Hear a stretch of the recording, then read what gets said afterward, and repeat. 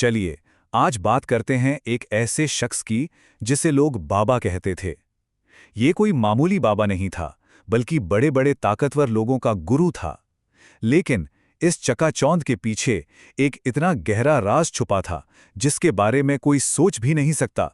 ये पूरी कहानी ना एक तस्वीर से शुरू होती है, एक ऐसी तस्वीर जो देखकर दिमाग में कई सवाल उठते हैं। देखिए, एक महिला जमीन पर बैठी है और कुर्सी पर बैठे एक आदमी के पैर धो रही है। अब बात यह है कि ये कोई मामूली महिला नहीं है, ये हैं महाराष्ट्र महिला आयोग की चेयरपर्सन। सोचिए जरा, जो महिला आयोग की अध्यक्ष हैं वो किसी के पैर धो रही हैं, आखिर क्यों? तो सवाल यही उठता है कि आखिर ये आदमी है कौन जिसके आगे इतने बड़े बड़े पावरफुल लोग भी सिर झुका रहे हैं। तो सुनिए, इनका नाम है अशोक खर्रात। खुद को ज्योतिषी बताते थे और इनके भक्त कोई आम लोग नहीं थे, बल्कि वो लोग थे जो सत्ता के बड़े बड़े ओहदों पर बैठे थे। मतलब जरा इनकी लिस्ट देखिए, deputy chief minister, state minister, बड़े बड़े आईएएस और आईपीएस अफसर। और हद तो ये है कि नासिक पुलिस फोर्स तक इनके भक्तों में शामिल थी। सोचिए, ये वो लोग हैं जो पूरा राज्य चला रहे हैं, जो कानून बनाते हैं और जो कानून की रखवाली करते हैं।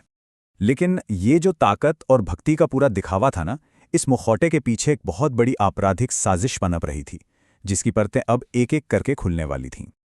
और पता है ये सब शुरू कैसे हुआ? एक छोटी सी ब्लैकमेलिंग की कोशिश से। हुआ ये कि दिसंबर 2025 में बाबा के एक कर्मचारी ने एक महिला को उसकी एक तस्वीर से ब्लैकमेल करने की कोशिश की।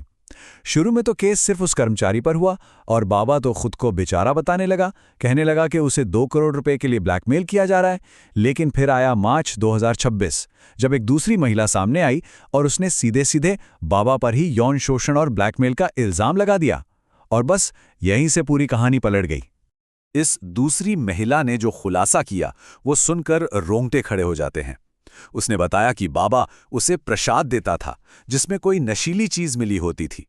उसे खाकर वो बेहोश हो जाती थी और फिर बाबा उसके साथ गलत काम करता, उसकी तस्वीरें खींचता और बाद में उन्हीं तस्वीरों के दम पर उसे लगातार ब्लैकमेल करता था। अब जब इल्जाम सीधे बाबा पर था तो पुलिस के पास एक्शन लेने के अलावा कोई चारा नहीं बचा। और फिर जो हुआ वो बिल्कुल किसी फिल्मी सीन जैसा था। एक आधी रात का छापा। तारीख थी 17 मार्च 2026। एक स्पेशल इन्वेस्टिगेटिव टीम यानी एसआईटी ने अंधेरे में बाबा के घर पे रेड मारी। देखिए, पुलिस को यह भी डर था कि उनकी ही डिपार्टमेंट में कोई बाबा का मुखबिर हो सकता है, तो इससे बचने के लिए उन्होंने एक तरकीब निकाली। वो चोर चोर चिल्लाते हुए घर में घुस गए ताकि किसी को असलियत का पता ही ना चले। अंदर जाके देखा तो बाबा सो रहा था। पुलिस ने तुरंत उसका फोन, उसकी पेन ड्राइव सब कुछ जब्त कर लिया। घर की तलाशी ली, लेकिन असली झटका तो तब लगा जब उन्होंने इन डिवाइसेस के अंदर का डेटा चेक किया। जो सच सामने आया वो किसी की भी कल्पना से कहीं ज्यादा डरावना था। एक नंबर 58। पुलिस को 58 अलग अलग महिलाओं के आपत्तिजनक वीडियो मिले। हर एक वीडियो एक बड़े ब्लैकमेल रैकेट का पक्का सबूत था। और ये महिलाएं कौन थीं? समाज के सबसे बड़े, सबसे ऊंचे और रसूखदार परिवारों से। तो ये सब देखकर एक ही सवाल मन में आता है, आखिर ये आदमी इतने ऊंचे लेवल तक पहुंचा कैसे? इतना असरदार बना कैसे? अशोक खरात की ना 2 जिंदगियां थीं।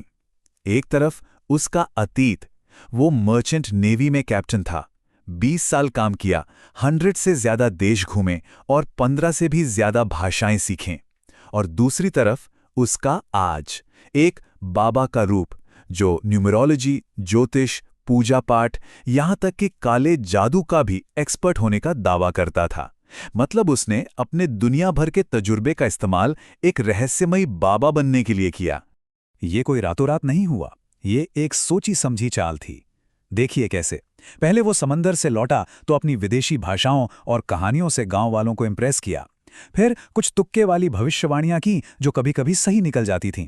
इसके बाद उसने नेवी छोड़ी और नासिक जैसे बड़े शहर में अपना अड्डा जमा लिया।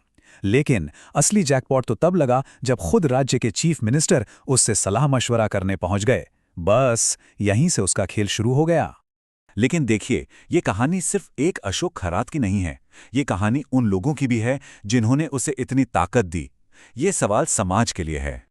और सबसे चौंकाने वाली बात क्या है कि इस जाल में फंसने वाले लोग कौन थे? कोई अनपढ़ या बेचारे लोग नहीं। अरे ये तो वो लोग थे जो राज्य चलाते हैं, जो कानून बनाते हैं, जो कानून लागू करते हैं, बड़े बड़े सिविल सर्वेंट जो देश के सबसे मुश्किल इम्तिहान पास करके आए हैं।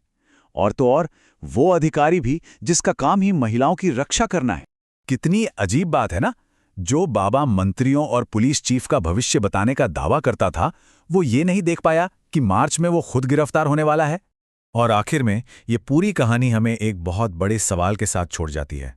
अगर देश को चलाने वाले लीडर ही अपना भविष्य जानने के लिए ऐसे गुरुओं के पास जा रहे हैं, तो फिर सोचने वाली बात यह है कि असल में कमान किसके हाथ में है।